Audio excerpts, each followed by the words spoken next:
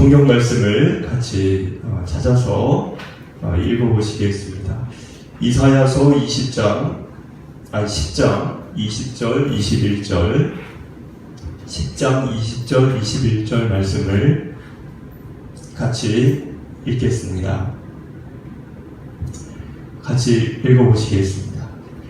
그날에 이스라엘의 남은 자와 야곱 족속의 피난한 자들이 다시는 자기를 친 자를 의지하지 아니하고 이스라엘의 거룩하시니 여호와를 진실하게 의지하리니 남은 자 곧 야곱의 남은 자가 능하신 하나님께로 돌아올 것이라.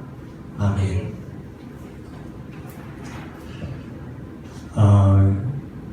사실 저에게 성경을 읽을 때마다 있는 의문이 하나 있습니다.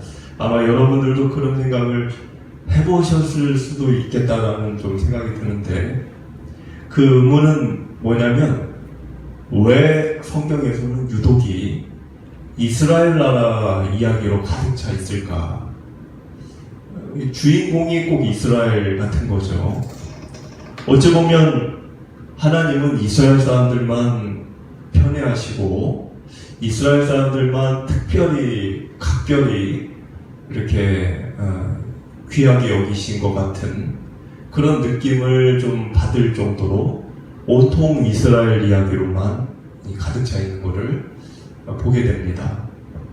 그 왜 그렇게 되어졌을까? 곰곰이 제가 이제 생각을 이렇게 해보니까 느껴지는 게 하나 있었는데, 그것은 좀 복잡한 거지만 하나님의 마음이 좀 이렇게 느껴지는 게 있었습니다. 어떤 것이었냐면 일단 가장 크게 느껴졌던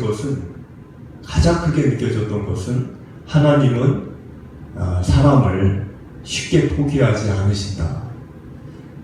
그 한 문장에 모든 게 다 설명이 될 수 있겠다라는 생각을 좀 해봤습니다. 지금까지도 하나님은 우리 인간을 포기하지 않으셨죠. 사람과 신과의 관계, 여러분들은 이제 사람과의 관계 속에서 우리가 인간관계를 많이 맺고 살잖아요. 가족이든 친구든 직장이든 이웃이든. 근데 성경은 사람과의 관계를 먼저 이야기한 게 아니라 하나님, 신이죠. 사람과 신과의 관계, 그 관계는 끝났어도 벌써 이미 오래전에 끝났어야 될 관계였다는 걸 얘기하는 겁니다. 이미 끝났어야 될 관계였다는 거예요. 일단 역사적으로 우리가 갖고 있는 문헌으로도 찾을 수 없고 알 수 없는 아주 오래전 그 시절에 우리 선조들이겠죠. 그분들 시절에 이미 사람은 최악으로 악해질 만큼 악해져 있었어요. 어찌 보면 지금보다 더 악했을 수도 있습니다. 왜냐하면 지금은 법이라도 있죠. 국가라는 게 있고 어느 정도 이런 규율이 있잖아요. 아주 오래전에는 그런 게 있었을까요? 무법천지겠죠. 사람의 악함을 이렇게 막 얼마든지 꺼내놓을 수 있는. 그래서 하나님은 노아의 방주 때 얼마나 마음이 안 좋으셨으면 모든 인간을 다 이렇게 심판을 하셨어요.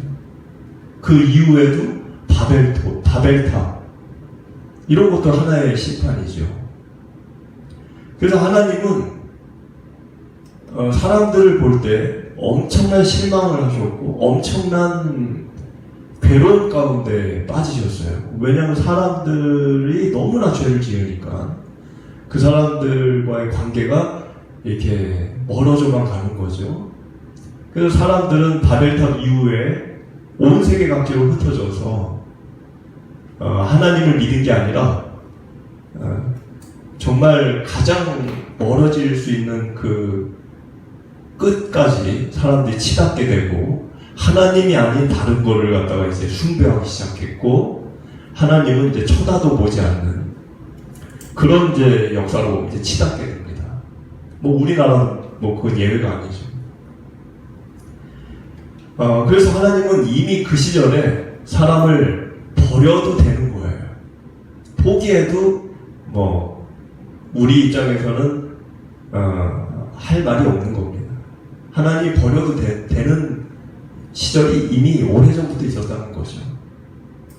하나님은 생명의 근원이십니다. 그러니까 우리를 지으셨고 하나님은 생명을 공급하시는 분이고 생명을 다스리시고 주관하시는 분이십니다. 그렇기 때문에 하나님으로부터 멀어지면 어떻게 되느냐? 그건 죽음이에요. 근데 지금 우리가 다 살아있잖아요. 이 주일날 예배 안 드리는 저 세상에 있는 분들도 살아계시잖아요. 하나님으로부터 멀어지면 죽음인데 왜 하나님을 믿지 않는 사람들도 여전히 일상생활을 저렇게 하나님을 막 비난도 하면서 잘만 살잖아요. 그거는 왜 가능하냐면 하나님이 아직까지 인간을 포기하지 않으셨기 때문에 가능한 일입니다. 만약에 하나님이 이전에 그 가슴이 아프셨을 때 내가 이제는 사람들을 정리해야 되겠다, 포기해야 되겠다, 버려야 되겠다 그랬다고 하면 저와 여러분이 이 자리에 앉아있을 수가 없습니다. 존재 자체가 불가능한 거예요. 그것은 마치 여덟 태양에서부터 멀어지면 어떻게 됩니까? 죽는 거예요. 왜 우리가 지금 지구상에서 이렇게 살고 있죠? 태양이 있기 때문에 사는 거죠. 태양만 가려줘도 전 세계 인구는 그 즉시로 다 죽습니다. 왜? 태양이 지구 생명의 원천 공급이 된 자이기 때문에 그렇습니다. 근데 하나님은 그 태양을 만드신 분이신 거죠. 하나님이 인간을 포기한다 그럼 태양도 빛을 잃어버리는 거예요. 우리가 존재할 수가 없는 겁니다. 근데 하나님이 왜 아직까지 인간을 포기하지 않으셨을까? 그것이 우리 머리로는 다 이해할 수 없는 그 기가 막힌 하나님의 끈질긴 인간을 향한 사랑이시라는 겁니다. 근데 하나님이 인간을 포기하지 않으시면서 어떤 생각을 하셨냐면 자기로부터 멀어져간 저 사람들을 다시금 되돌이킬 계획을 세우셨다는 거예요. 여러분 우리나라에 기독교인이 있었나요? 없었죠. 기독교인이 어디 있었습니까? 우리나라. 그런데 지금 우리나라에 기독교인들이 많아졌죠. 누구 때문에? 하나님이 조선이라는 나라를 포기하지 않으셨기 때문에. 하나님이 포기했으면 이 땅에 교회가 이렇게 있을 수가 없죠. 하나님은 그런 계획을 세우셨다는 거예요. 자기로부터 멀어진 사람들을 다시금 자기를 알게 해주고 또 사람들과의 관계를 개선하고 사람들과 함께하기를 원하셔서 계획을 세우셨는데 그 계획이 어떤 방법으로 그 계획을 세우셨냐면 한 사람입니다. 한 사람. 그러니까 의인 한 명을 통해서 마을을 변화시키고 그 한 마을을 통해서 한 나라를 변화시키고 한 나라를 통해서 전 세계를 변화시키고 이런 방법을 취하셨다는 거예요. 그래서 의인 한 명이 왜 소중할까? 여러분들 예루살렘에 의인 한 명이 없어서 예레미야가 탄식을 했잖아요. 소돔과 고모라에 의인 10명이 없어서 망했잖아요. 의인 10명이 왜 중요할까요? 왜 중요하냐는 거예요. 뭐 몇 안 되잖아요. 그 의인 10명이 있으면 아무리 타락한 도시도 거룩한 도시로 바뀌어질 수 있는 기회가 있다는 겁니다. 그래서 기회가 있기 때문에 살려주시는 거예요. 의인 10명이 잘나서가 아니에요.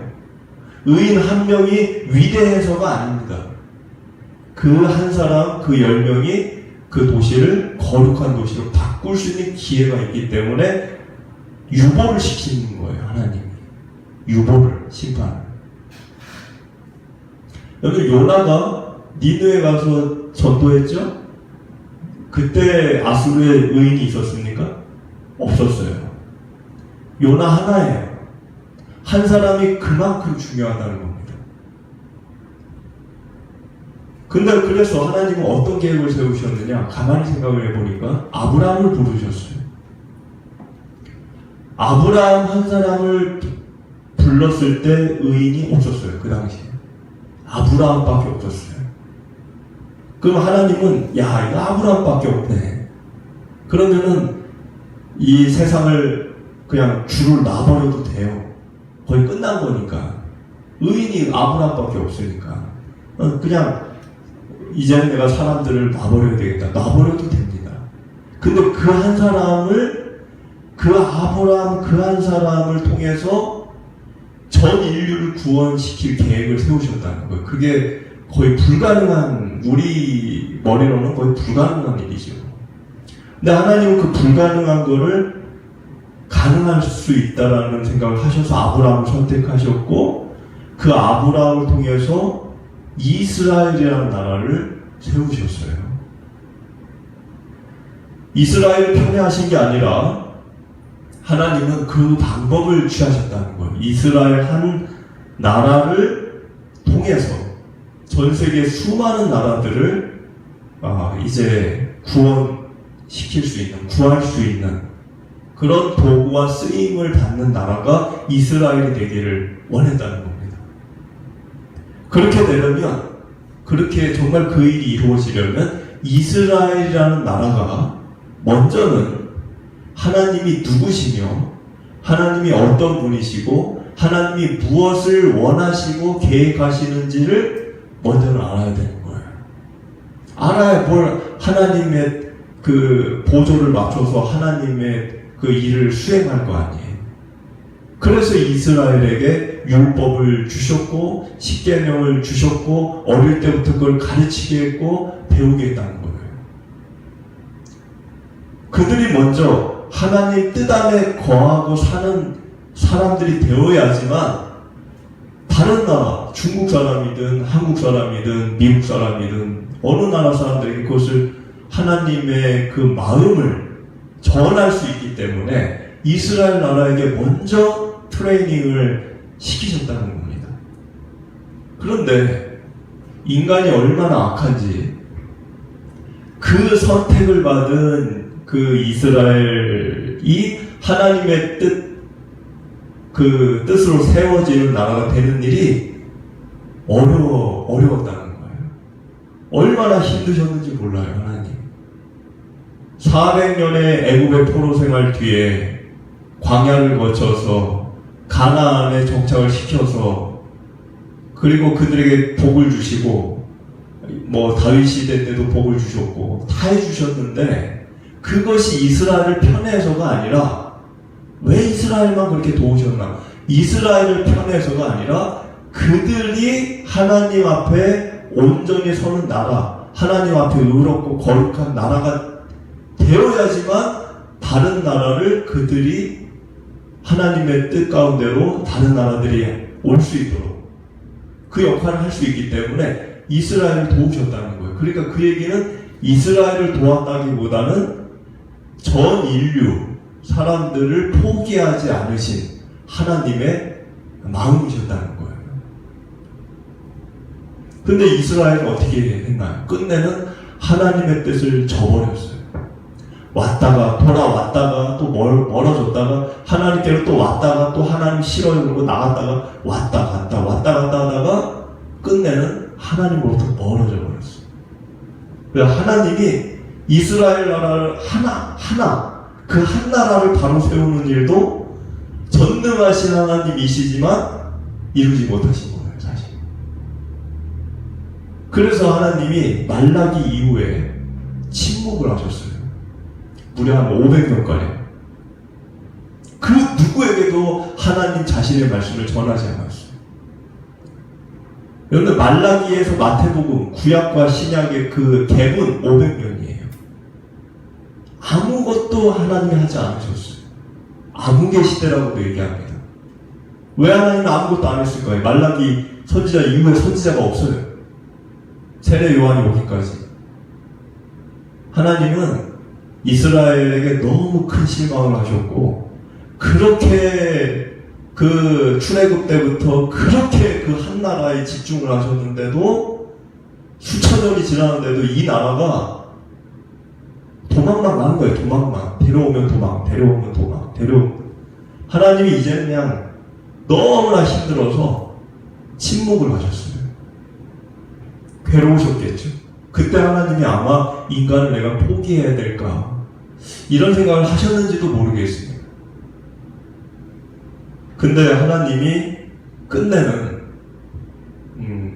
포기를 하지 않으셨다는 거죠. 그리고 더한 방법, 이전에 하지 않았던 더한 방법으로 사람들을 내가 구해야 되겠다. 사람들이 나를 알게 해줘야 되겠다. 그 생각을 하셔서 하신 일이 자신의 아들을 이 땅에 보내신 것입니다. 그렇게 말을 듣지 않는 이스라엘이라는 나라 한복판에 자신의 아들 예수 그리스도를 보내셔서 그곳에서 죽임을 당하여 죽는 사건을 통해 자신의 마음을 죽음을 통해서라도 보여주시고자 했다는 거예요. 그 위대한 사랑 앞에 무슨 말을 더는 할 수가 있겠습니까? 왜 우리가 성경에서 이스라엘 나라 역사를 자꾸 이렇게 읽어야 될까? 다른 나라 스토리를 왜 한국 사람이 내가 알아야 될까? 바로 이런 이유예요. 하나님이 오늘날 성도들에게 직접 나타나서, 제가 아니라 하나님이 이 단상에 오셔가지고 직접 설교하시고 직접 대면이 됐든 비대면이 됐든 직접 우리에게 학교 교실 선생님처럼 그렇게 말씀을 하실 수가 없어요. 그거는 하나님 문제가 아니고 우리가 죄를 지었기 때문에 하나님을 대면에서 만날 수 있는 사람이 없어요. 다 죽는 거예요, 그러면. 그러니까 하나님이 직접 나타나서 설교하면 얼마나 좋습니까? 근데 그러면 다 죽어요. 그러니까 하나님이 하실 수 있는 방법은 자신의 그 메시지를 누군가가 육체를 입고 있는 누군가가 전해야 되는 거예요. 그래서 수많은 선지자들을 계속 보낸 겁니다. 죽임을 당한 일도 있고 그들이 핍박을 받고 조롱을 받고 뭐 해도 보내신 거예요. 그 방법밖에 없기 때문에. 그래도 듣지 않으니까 결국은 자신이 인간의 몸을 입고 온 겁니다. 직접 얘기할 수 없기 때문에. 그래서 우리가 성경을 읽으면 이스라엘 이 이야기를 왜 읽어야 될까? 이스라엘을 편애하신 게 아니라 그 이스라엘을 통해 후대의 저와 여러분과 같은 오늘날의 성도들이 하나님의 마음이 어떤 마음이시고 어떤 인간들을 향한 생각이 어떤 생각인지를 이스라엘의 그 왔다가 도망갔다가 왔다가 도망갔다가 그 지난 역사를 읽으면서 얼마나 하나님의 마음이 아프셨을 것이며 얼마나 하나님이 괴로우셨을 것이며 사람을 구할 수 있는 방법이 단 하나, 마지막 방법, 스스로 인간의 몸을 입고 와야지만 할 수밖에 없었던 그 이유를 알게 하기 위해 이스라엘 역사를 우리가 읽게 하셨다는 겁니다. 그래서 이스라엘 성경에 온통 이스라엘 역사 이야기인데 이스라엘 역사 이야기를 지식적으로 우리가 역사를 공부하자는 게 아니라 다 이해할 수 없는, 우리 머리로 이해할 수 없죠. 하나님의 그 마음을. 그 인류 구원을 위한 인간을 포기하지 않으시는 그 하나님의 마음과 생각을 지금의 성도들인 저와 여러분들이 이 이스라엘과 하나님과의 관계 스토리, 그 스토리를 읽으면서 알기를 원하셨다는 겁니다. 그런 마음으로 우리가 이사야서를 이제 읽으면 좋겠습니다. 이사야서가 이스라엘 남유다 막 복잡해요, 역사가.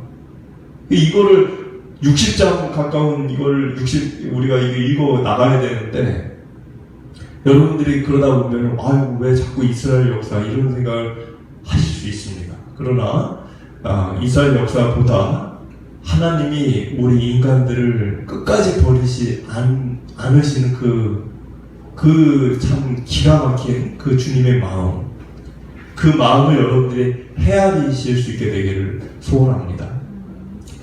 여러분 그 20절, 21절을 아까 읽으셨죠? 20절, 21절. 근데 여기 보면 20절에 그날이라고 되어 있어요. 근데 이 그날은 이스라엘이 정신을 차리고 하나님께로 돌아오는 날을 얘기하는 겁니다. 물론 이것도 영원하지 않았어요. 돌아왔다가 또 도망갔어요. 근데 돌아오기는 돌아왔었죠. 언제일까요? 페르시아 시절에 3번에 걸쳐서 이스라엘이 예루살렘에 귀환을 했죠. 귀환을 해서 성전을 재건하고 이제는 우리가 정신을 차리자, 하나님 앞에 온전히 서자 그랬습니다. 그 예루살렘의 재건 그 시절을 얘기하는 거예요. 근데 그날이 되면 이제 사람들이 여호와를 진실하게 의지할 것이다. 이전에는 누굴 의지했죠? 강대국을 의지했어요. 하나님이 아니라. 근데 이제 정신을 차릴 거라는 거죠. 그때가 되면. 21절은 남은 자, 야곱의 남은 자. 남은 자라고 하는 거는 이제 뭐 어떤 학자들은 뭐 이렇게 전쟁 시기에 다 죽고 생존한 생존자 이렇게도 얘기하지만 그런 의미도 물론 있겠죠. 그러나 남은 자라고 하는 거는 그런 의미보다는 이사야가 얘기하는 남은 자는 하나님의 거룩한 그 자리에 남아있는 사람들. 그러니까 신앙을 온전히 지키고 신앙의 자리에 남아있는 사람들. 그 사람들을 얘기한다고 봐야 됩니다. 근데 그들이 이제 하나님께로 이제 돌아온다는 거죠. 그러면서 22절을 같이 읽어보겠습니다. 22절. 이스라엘이여 내 백성이 바다의 모래 같을지라도 남은 자만 돌아오리니 넘치는 공의로 파멸이 작정되었습니다. 자, 여기 보면은 이제 바다의 모래. 근데 바다의 모래 그러면 뭐가 생각나죠? 아브라함이 받은 축복이 생각나죠. 아브라함에게 그런 축복을 하셨잖아요. 하늘의 수많은 별들처럼 바다의 모래처럼 너를 축복하겠다. 바다의 모래는 축복의 상징이에요. 근데 여러분들 그 바다의 모래 같은 축복이 이스라엘에게 실현이 됐습니까? 안 됐습니까? 된 거예요. 아브라함에게 하신 축복을 하나님은 지키셨어요. 그러니까 출애굽 시키셨고, 그러니까 광야에서 불기둥, 구름기둥 지키시고 만나주시고, 가나안에 입성할 때 여호수아 동행하시고, 다 그 이유가 하나님이 그 아브라함의 약속을 지키기 위해 하신 거예요. 하셨어요. 그런데 그렇게 외형적으로 뭐 거대해지고 넉넉해지고 풍요로워지고 그것이 우리를 지켜줄까요? 못 지켜줄까요? 그것이 우리를 지켜주는 게 아니라는 거예요. 지금 이 구절이 얘기하는 거예요. 하나님이 나에게 복을 주셨어. 하나님이 날 도우셨어. 도우실 수 있어요. 도우실 수 있습니다. 얼마든지. 그런데 오늘 내가 경험한 그 하나님의 축복이 내일의 나를 지켜줄 수 있느냐? 아니라는 거예요. 그건 아니라는 거예요. 여기 22절에 남은 자만 돌아온다 이렇게 돼 있죠. 남은 자. 그 얘기는 뭐냐? 하나님의 거룩한, 의롭고 거룩한 삶의 영역의 자리에 남아 있어야지만 지킬 수 있다는 거예요, 자신을. 어제 내가 만약에 하나님의 축복을 받았어요. 바다의 모래같이. 근데 내가 하나님의 그 자리에서 이탈을 해서 내가 하나님으로부터 멀어졌어요. 그러면 내가 받은 그 축복은 도리어 나에게 화가 됩니다. 이스라엘이 그 길을 걸었어요. 아스로도 그 길을 걸었어요. 우리 23절을 읽어볼까요? 이미 작정된 파멸을 주 만군의 여호와께서 온 세계 중에 끝까지 행하시리라. 온 세계 끝까지 행한다라는 뜻은 뭐냐면 누구도 주님의 심판을 피해서 도망할 자가 없다는 거예요. 여러분들 죽음만 생각해도 그렇죠? 안 죽는 사람이 있습니까? 나는 뭐 안 죽을 거야. 나는 일론 머스크는 뭐 이런 사람들이 나 안 죽을 거야. 나 약을 개발할 거야. 그거 안 죽습니까? 하나님의 심판 중에 대표적인 심판이 죽음이에요. 그럼 죽음을 통해서 우리 뭘 봐야 되느냐? 하나님의 심판은 피할 수 있는 사람이 없어. 막을 수 있는 그런 능력이 없어, 우리에게는. 그걸 알아야 되는 거죠. 24절을 읽어볼까요? 그러므로 주 만군의 여호와께서 이르시되 시온에 거주하는 내 백성들아, 아수르가 애굽이 한 것처럼 막대기로 너를 때리며 몽둥이를 들어 너를 칠지라도 그를 두려워하지 말라. 25절 내가 오래지 아니하여 내게는 분을 그치고 그들은 내 진노로 멸하리라 하시도다.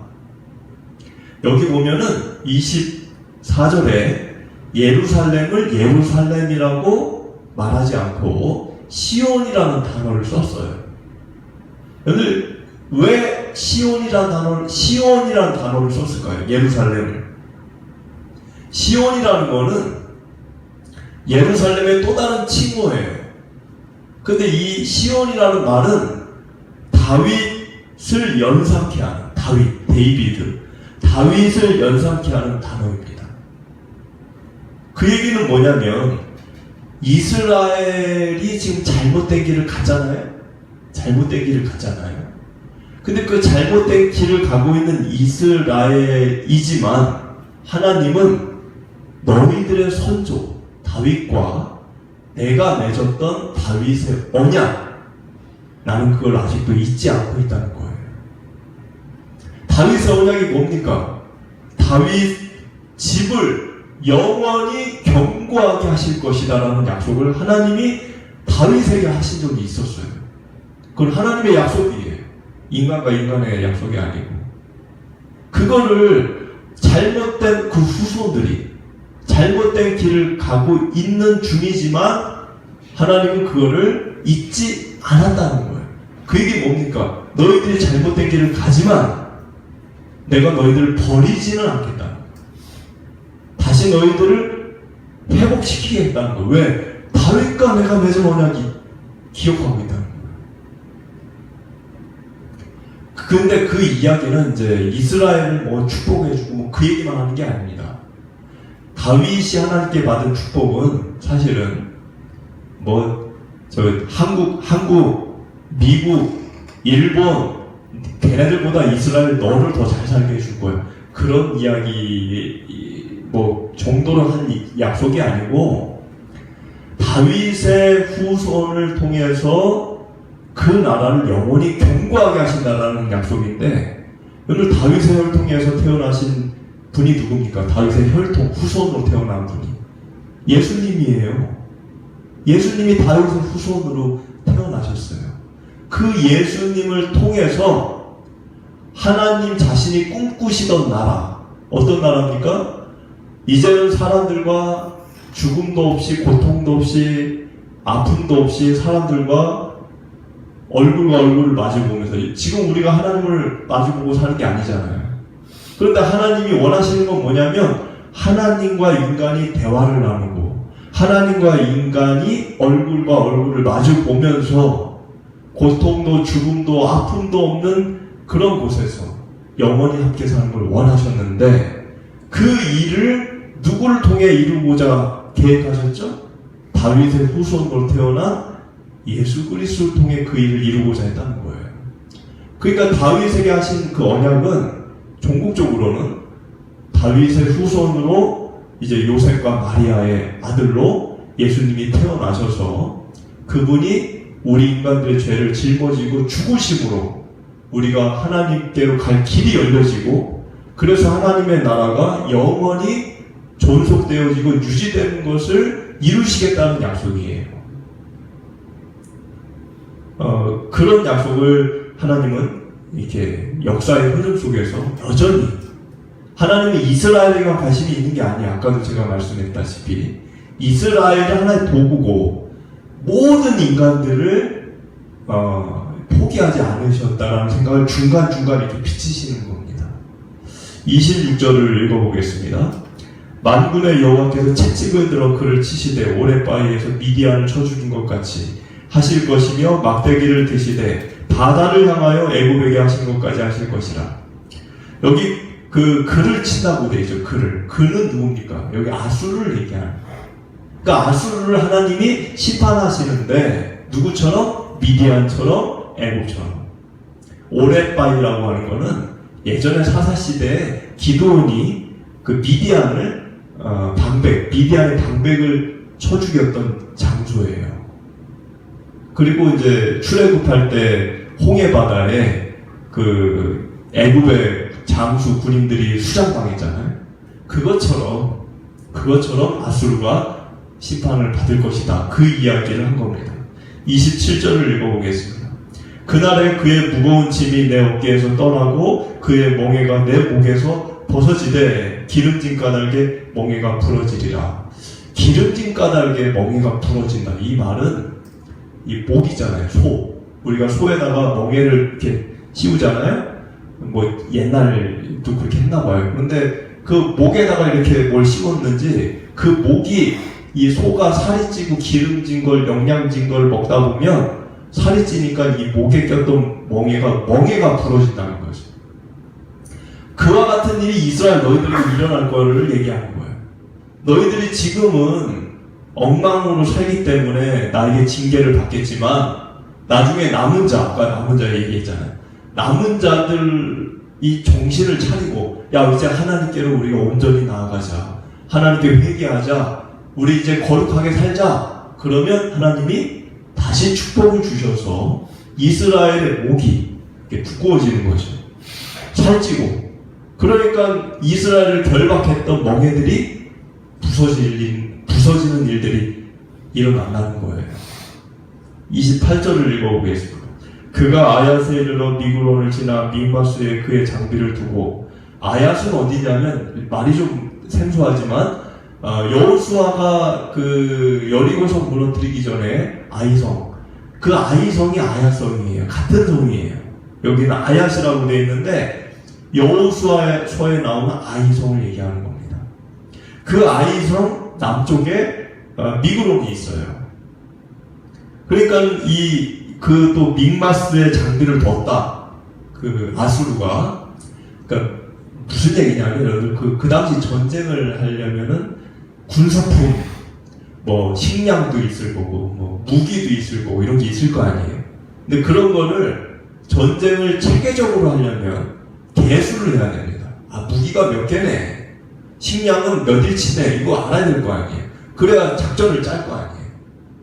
그러니까는 여기 믹마스에다 장비를 뒀다는 거는 아수르 왕이 남유다를 공격하기 전에 믹마스라는 곳에다가 이 식량과 군수품과 무기를 두고 개수를 하는 거예요.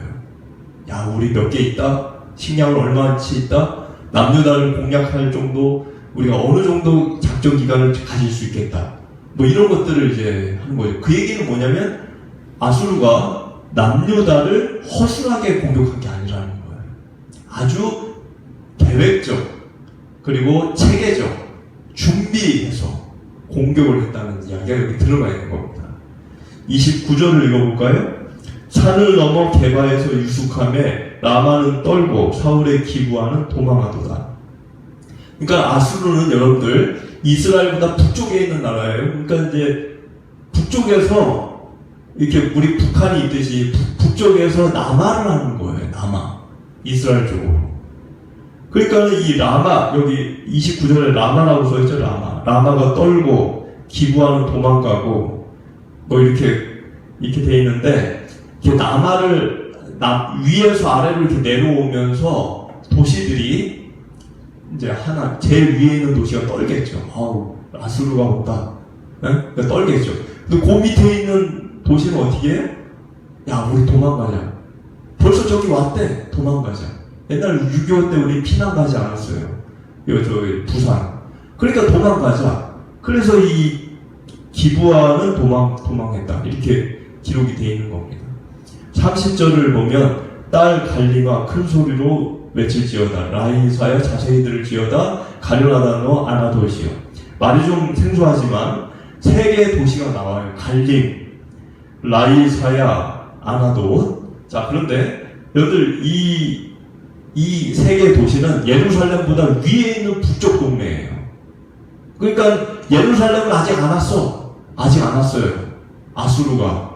위에서부터 내려오니까 여러분들 대전까지는 안 온 거야. 쉽게 얘기하면 지금 저 서울 정도만 오고 있는 거예요. 그러니까 위에 있는 도시들이 지금 벌벌벌 떠는 거죠. 근데 떠는데 여기 지금 이사야가 하나님의 말씀을 뭐라고 전하고 있냐면 갈림아 큰 소리로 외쳐라. 큰 소리 외치라는 건 뭐냐면 하나님께 도움을 구하라는 거예요. 너희들 딴 거 하지 말고. 그리고 라이사야 자세히 들을지어다. 자세히 듣는다. 뭘 듣습니까? 뭘 들으라는 거냐면 하나님의 뜻이 어디 있을지 귀를 기울이라는 거예요. 떨지만 말고. 그러니까 떨지만 말고. 그리고 가련하다. 아나돗이요.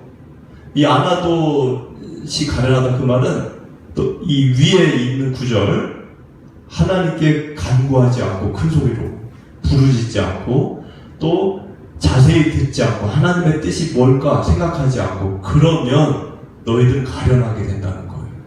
그러면 여러분들 우리도 두려운 일이 여러분은 전쟁 때문에 두려운 게 아니지만 일상을 살다 보면은 우리 마음을 참 이렇게 충격을 주고 두렵게 하는 일들이 있죠.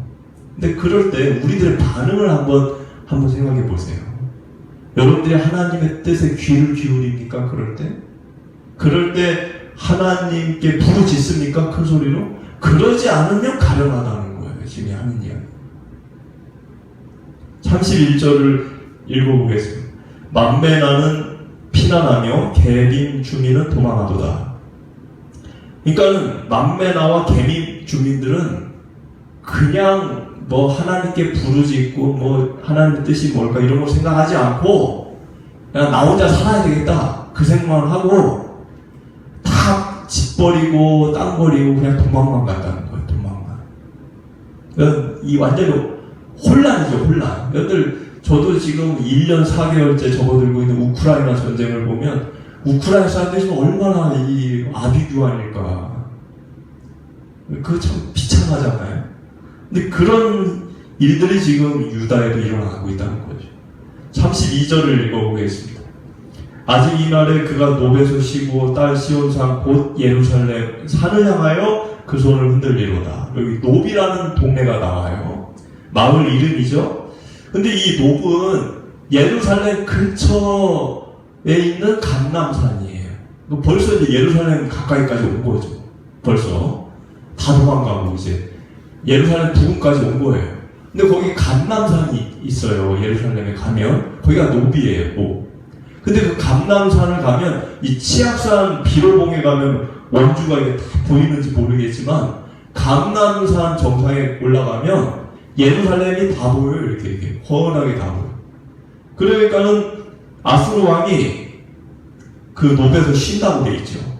지금 이 구절에 그 얘기 뭡니까? 아수르 왕이 남유다를 코앞에 이렇게 예루살렘을 보면서 이제 이건 다 내 거야. 이제 이 예루살렘은 이제 원주는 다 내 거야. 것처럼 예루살렘은 이제 다 내 거요. 이렇게 얘기를 하는 장면이 32절에 그 손을 흔들리로다.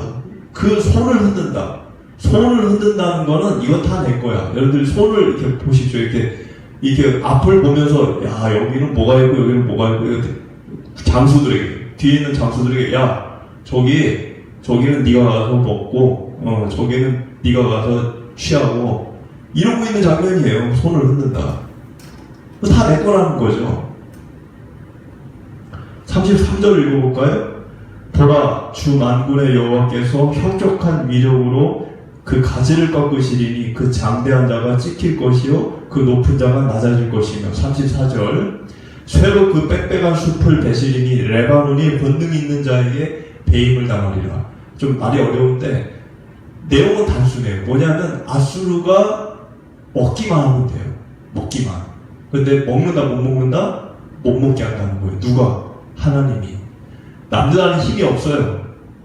무슨 힘이 있습니까? 완전 포위당했는데. 히스기야 왕 때 사내립이 쳐들어왔잖아요. 그때 히스기야가 할 수 있는 건 뭐가 있었나요? 싸울 수 있었나요? 싸울 수 없었어요. 하나님께 기도할 수 있는 것밖에 없었어요. 여기 34절에 레바논이라는 나라를 지금 얘기하는 게 아닙니다. 이건 상징이에요. 근데 레바논에서 유명한 나무가 뭐죠? 백향목이 백향목. 백향목은 나무의 왕이라고 별명이 있어요. 나무의 왕. 백향목이. 그 얘기는 뭐냐면 아수르가 그러니까 아수르가 나라들 중에 왕이 됐다는 거예요, 지금. 그 왕이 왔다는 거예요. 레바논 나라가 왔다는 게 아니고 아수르 왕이 왔다는 거예요. 근데 그 왕이 왔지만 그 백향목 숲을 데리고 온 거죠. 숲을, 장수들 데리고 왔으니까. 근데 하나님이 그 백향목 숲을 어떻게 한다? 34절에 베어버리겠다. 다 모조리 베어버리겠다. 여러분들 실제로 이 일은 이루어졌죠. 아수르 사네리 왕이 예루살렘을 포위했습니다. 그때 히스기야가 기도했죠. 그랬더니 18만 5천 명의 아수르 군인들이 하루아침에 다 죽어버렸어요. 기가 막힌 일이 그때 있었죠. 근데 그 사네리 왕이 그렇게 18만 5천 명의 자기 부하들이 죽고 나서 야 이제는 큰일 났다 그러고 이제 자기 본국으로 갔는데 본국에 가서 자기 아들들한테 암살당해 죽었어요. 그러니까 여기 있는 말이 이루어진 거예요. 백향목 그 레바논이 배임을 당하리라. 배임을 당했죠. 사내리. 아들들에게 암살당했다니까. 여러분들 오늘의 결론은 뭐냐면 제가 사진 2개만 보여드리겠습니다. 이거는 많이 보셨나 모르겠는데 바쿠스라고 하는 그림이 바쿠스는 로마 신화에 나오는 신이죠. 그 술의 신. 근데 그리스 말로는 디오니소스 신이라고 얘기하고 로마에서 바쿠스라고 얘기해요. 바쿠스. 근데 이거는 포도주의 신이고 풍요와 번영의 신입니다. 자, 그런데 이 그림을 누가 그렸냐? 1500년도 당시에 살던 까르바조가 이 그림을 그렸는데 제가 이걸 길게 얘기하지 않고 이 사진 2개를 보여드릴게요. 요 그림하고 요 그림하고. 그런데 요 그림과 요 그림의 그린 사람은 똑같아요. 까르바조가 그렸어요. 그리고 이 그림에 나온 이 주인공 똑같은 바쿠스예요. 디오니소스. 풍요와 번영의 신. 그런데 모양새가 다르죠. 네? 똑같은 사람이 똑같은 걸 그린 건데 첫 번째 그림은 93년도 1593년도 근데 얼굴이 병든 애 같아요. 얼굴이 시퍼렇고 입술이 파랗고 손톱에 때가 껴있고 병든 이처럼 그렸어요. 그런데 3년 뒤에 그린 바쿠스는 건강해 보여요. 자, 이게 우리의 욕망을 제가 표현한 겁니다. 왜냐면 이 그림, 첫 번째 이 그림은 카르바조가 길거리 거지로 살 때 그린 그림이에요. 자기 신세를 생각하면서. 그때 이 카르바조는 길거리에서 동냥하면서 그림 그리는 거린이었어요. 근데 병이 걸렸어요, 자기가. 그래가지고 해녀자들 무상으로 치료해주는 노숙자들 그 치료해주는 병원에 가서 치료를 받으면서 이 그림을 그린 거예요. 자기를 생각하면서. 근데 희한한 거는 여러분들 이 자기가 그렇게 처량하다 이렇게 그렸는데 자기를 그린 거지만 머리에 뭘 쓰고 있습니까? 월계수관을 쓰고 있어요. 그건 뭐냐면 내가 이렇게 처량하지만 내가 언젠가는 월계수관을 쓰겠다는 거야. 언젠가는. 로마에서 유명한 그런 돈 많이 버는 사람이 되겠다라는 생각을 한 거예요. 그리고 3년 동안 열심히 그림을 그려서 자기를 이렇게 묘사합니다. 이제는 됐다. 된 겁니까? 돈 벌고 성공하고. 카르바조 그림이요. 지금 여러분들 그 미켈란젤로 그림보다 더 비싸면 더 비싸지 싸지 않아요. 얼마나 비쌀지 몰라요. 살 수도 없어요. 그럼 그렇게 되면 성공한 거죠. 잘난 거죠. 잘 된 거죠. 그럼 끝난 겁니까? 끝난 게 아니라는 거예요. 이 카르바조가 이렇게 성공을 해놓고 내가 이랬는데 내가 이렇게 됐다 그려놓고 61년도인가 테니스장에서 테니스 치다가 로마에서 사람 하나 죽였어요. 그래서 4년 동안 도피 생활하다가 로마로 가는 길에서 죽습니다. 허망하게. 제가 왜 이 이야기를 하냐면 많은 사람들이 지향하는 게 뭐냐는 거예요. 여러분들이 살고 있는 이 세상 사람들은 다 그걸 쫓는 거예요. 월계수관. 근데 그걸로 끝이 아니라는 겁니다. 이 인생은. 믿는 크리스천은 하나님을 믿기 때문에 자신의 뜻과 욕구의 마음의 지배를 당하지 않는 사람들이에요. 그런데 교회를 다니면서도 내 욕구의 지배를 당하고 또 내 뜻을 이기지 못하고 그렇게 살면 어떻게 된다? 이스라엘 오늘 배운 이야기처럼 징계를 받게 됩니다. 근데 그 징계는 나를 버리는 게 아니에요. 돌아오게 하기 위한 하나님의 그것도 사랑입니다. 모두가 세상 성공과 풍요, 번영을 꿈꾸지만 인생은 그것이 전부가 아니라는 거예요. 주님께 되돌아가는 것이 진정한 성공이고 생명이고 진정한 축복이라는 겁니다. 그 교훈을 여러분들이 가슴에 되새기고 또 펼쳐지는 이 한 주를 주님의 능력으로 살아가시게 되기를 소원합니다.